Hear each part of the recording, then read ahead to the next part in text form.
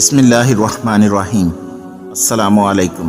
امام علی علیہ السلام کی خدمت میں ایک شخص آ کے عرض کرنے لگا، یا علی، وہ کون سا عمل ہے جو افطار اور سحری کے وقت اللہ کو سب سے زیادہ ناپسند ہے؟ بس جیسے ہی یہ پوچھا گیا تو امام علی علیہ السلام نے فرمایا، اے شخص، وہ عمل غصہ کرنا ہے، اللہ کا شکر ادا نہ کرنا ہے۔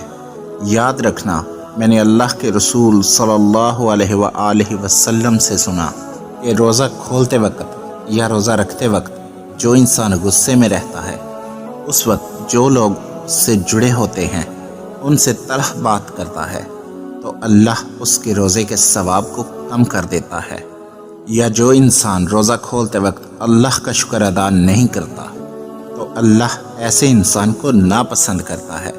یاد رکھنا، سب سے عظیم عمل یہ ہے کہ سحری اور افطاری میں انسان پرسکون رہے، اللہ کو یاد کرے، اللہ کا ذکر کرے، اللہ کا شکر ادا کرے، کیونکہ میں نے اللہ کے رسول سے سنا، جو انسان روزہ کھولتے وقت اللہ کا شکر ادا کرتا ہے، اللہ اس کے روزے کے ثواب کو 70 گنا بڑھا دیتا ہے اور اس انسان کے تمام گناہ معاف کر دیتا ہے۔